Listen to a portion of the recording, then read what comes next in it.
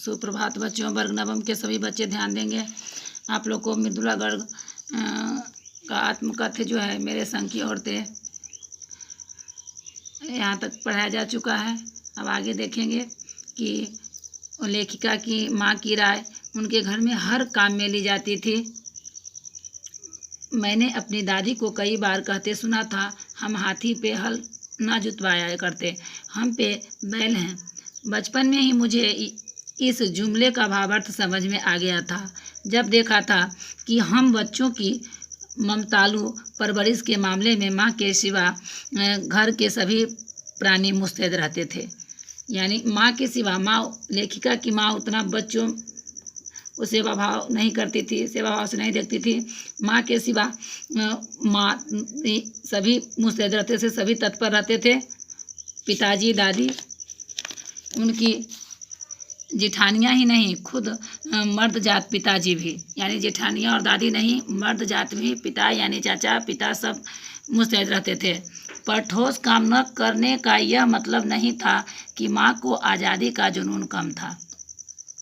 ठोस काम इनकी माँ नहीं करती थी, फिर भी ये नहीं था कि उन्हें आज़ादी का जुनून था। वही समय चल रहा था, आज़ादी की लड़ाई थी, वह भरपूर था और अपने तरीके से वे उसे भरपूर निभाती रही थी।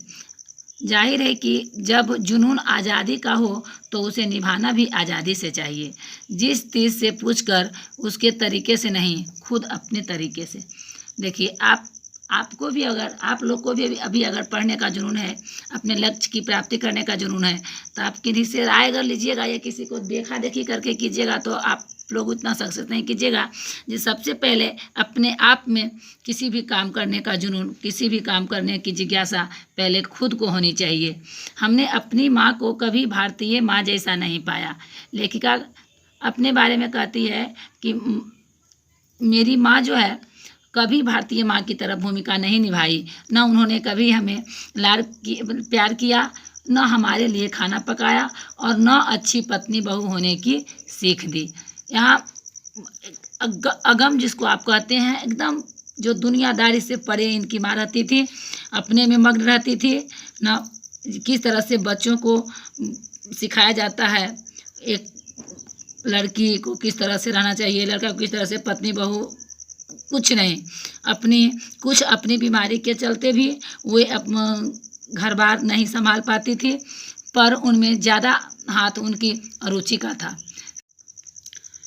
अस्वस्थ रहती थी, अस्वस्थ रहने के साथ साथ जिसके पास रुचि रहती है काम करने की वो कर ले, लेकिन इनके पास काम करने की जिज्ञासा ही नहीं थी, रुचि ही नहीं थी। उनका ज़्यादा वक्त किताबें पढ़ने में बीतता था, बाकी वक्त साहित्य चर्चा में या संगीत सुनने में, और ये सब बिस्तर पर लेटे लेटे किया करती थी। फिर भी जैसे मैंने पहले कहा था, हमारे परंपरागत दादा दादी या उनकी ससुराल के अन्य सदस्य उन्हें न नाम धरते थे, न उनसे आम औरत की तरह होने की अपेक्षा करते थे, और न उनसे आम औरत की तरह होने की अपेक्षा करते थे। उनके दादा दादी, लेखिका के दादा दादी कभी उनसे अपेक्षा नहीं करते थे कि हाँ ये सभी औरतों की तरह ये भूमिका निभाए ससुराल में। जिस तरह से औरतें सारा काम किया करती थी, वो नहीं इच्छा प्रकट करते थे। उनमें सबकी इतनी श्रद्धा क्यों थी, जबकि वह पत्नी, माँ और बहू के किसी प्रचारित कर्तव्य का पालन नहीं करती थी। अब यहाँ प्रश्न उठता है कि सब परिवार को लेखिका के माँ के प्रति इतनी श्रद्धा क्यों उमड़ती थी। तो सबसे पहले आप समझिए यहाँ कि पहला यहाँ पॉइंट दिया हुआ है, ईसावी खानदान के रोब के अलावा मेरी समझ में 2 कारण आए हैं।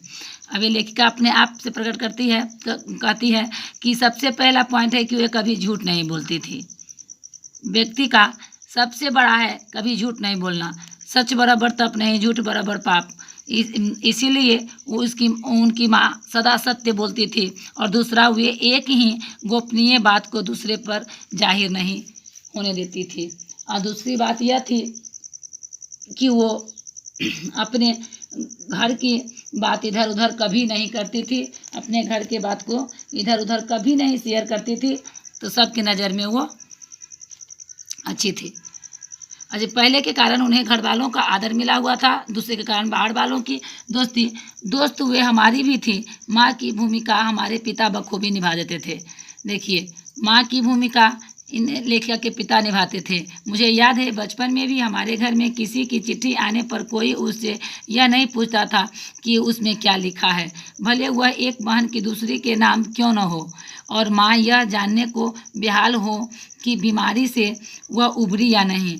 छोटे से घर में 6 बच्चे के साथ सास ससुर आदि के रहते हुए भी हर व्यक्ति को अपना निजत्व बनाए रखने की छूट थी। इसी निजत्व बनाए रखने की छूट का फायदा उठाकर हम 3 बहनें और छोटा भाई लेखन के हवाले हो गए। देखिए, घर बहुत छोटा था, लेकिन सबको निजी जिंदगी जीने की छूट थी। कभी किसी को किसी काम में दखल अंदाजी कोई नहीं करते थे। इसके बावजूद भी वे क्या है कि बड़े को अपने ढंग से, सबको, बड़े बूढ़े छोटे बच्चे सबको अपने ढंग से जीने की छूट सबको प्राप्त थी। कभी किसी के काम में दखल अंदाजी नहीं करते थे। आज के वीडियो में इतना ही। फिर